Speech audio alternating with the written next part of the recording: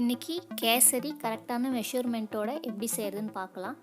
1 cup ரவைக்கு 1 cup சர்க்கரை, அதுக்கு 3 cup தண்ணி. இதுதாங்க இதோட கரெக்டான மெஷர்மெண்ட். 1 கப் ரவைக்கு 3 கப் தண்ணி ஊற்றுனீங்கன்னா கேசரி கரெக்டான பக்குவத்தில் வரும். சர்க்கரை 1 கப் ரவைக்கு 1 கப் சர்க்கரை கரெக்டாக இருக்கும். நம்ம சர்க்கரை கடைசியாக தான் சேர்த்ததுனால சப்போஸ் உங்களுக்கு கூட வேணுனாலும் நீங்கள் லாஸ்ட்டாக சேர்த்திக்கலாம். 1 ஸ்பூன் நெய் விட்டு 3 ஏலக்காய், 10 திராட்சை, ஒரு 10 முந்திரி பருப்பு, உங்களுக்கு எக்ஸ்ட்ரா வேணும்னா நீங்கள் ஆட் பண்ணிக்கலாம். போட்டு நல்லா கோல்டன் ப்ரௌன் வர வரைக்கும் வறுத்துட்டு எடுத்துக்கலாம். இதை எடுத்து தனியாக ஒரு கப்பில் வச்சுக்கோங்க. இதை கடைசியாக சேர்த்தலாம். அதே நெய்யில் எடுத்து வச்சிருந்த ரவையை நல்லா லைட்டாக வறுத்துக்கலாம். கலர் சேஞ்ச் ஆக வேணாம், அந்த நெய் வாசத்துக்காக அப்படியே ஒரு தடவை வறுத்துக்குவோம். அப்போ தான் நான் ரவை நல்லா உதிரி உதிரியாக வரும், பிசு பிசுன்னு வராமல் இருக்கும். கொஞ்சம் ஆறட்டும். ஒரு பேனில் 3 ஸ்பூன் நெய் ஊற்றிக்கோங்க. நெய் சூடாகணுன்ற அவசியம் இல்லை, அதில் நம்ம எடுத்து வச்சிருந்த தண்ணியை ஆட் பண்ணிக்கலாம். கொஞ்சம் ஃபுட் கலர், உங்களுக்கு என்ன கலர் வேணுமோ அந்த கலர் ஆட் பண்ணிக்கலாம்.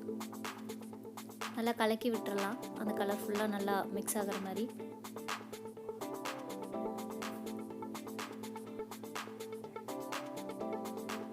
நல்லா கலக்கிட்டு இதில் ஒரு 2 ஸ்பூன் பால் ஊற்றிக்கலாம்.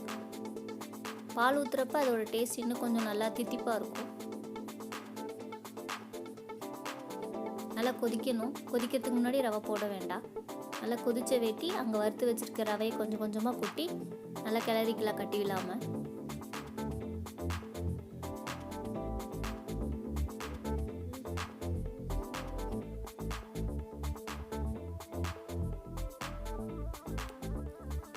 இந்த ஸ்டேஜில் ஒரு மூடி போட்டு மூடி வச்சிடலாம். அனல் சிம்மில் வச்சுக்கோங்க. அந்த ரவை நல்லா வெந்துடும் ஒரு 5 நிமிஷத்தில். ஸோ அதுக்கப்புறமா நம்ம சர்க்கரை சேர்த்திக்கலாம். இந்த மாதிரி நல்லா கெட்டியாக வந்துடணும், தண்ணி இல்லாமல். ரவை நல்லா வெந்துருச்சு. ஸோ இப்போ எடுத்து வச்சுருக்க சர்க்கரையை சேர்த்திக்கலாம். சர்க்கரை சேர்த்ததுக்கு அப்புறமா இப்படி கெட்டியாக இருக்கிற இந்த ரவை இன்னும் கொஞ்சம் தண்ணியாட்டம் ஆகும். ஏன்னா சர்க்கரை மெல்ட் ஆகி கொஞ்சம் லிக்விடாக ஆகிடும். அப்போ நீங்கள் இன்னும் கொஞ்சம் நேரம் அதை திருப்பி இந்த மாதிரி கெட்டியாகிற வரைக்கும் அதை நீங்கள் கிண்டி விட்டுட்டே இருக்கணும். அப்போ அந்த ஸ்டேஜில் எடுத்திங்கன்னா அது நல்லா இருக்காது.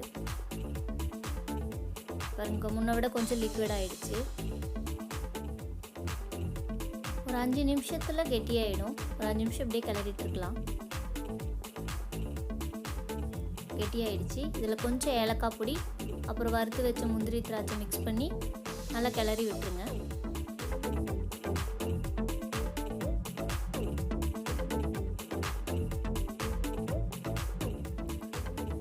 நல்லா மிக்ஸ் பண்ணதுக்கு அப்புறமா ஒரு 2 ஸ்பூன் நெய் சுற்றி விட்டுக்கலாம்.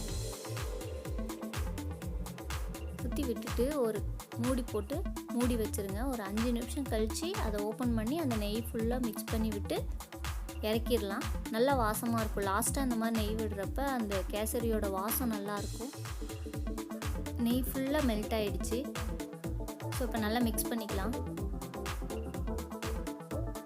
நான் 200 கிராம் ரவை எடுத்தேன். அதுக்கு இன்றைக்கி ஒரு 25 ml நெய் ஊற்றியிருக்கேன். ஸோ எக்ஸ்ட்ரா நான் நெய் வேணுனாலும் ஊற்றிக்கலாம். அதெல்லாம் நல்லா மிக்ஸ் பண்ணிவிட்டு இறக்கிடலாம். ஸோ கேசரி பொறுத்த வரைக்கும் இதுதான் மெஷர்மெண்ட்.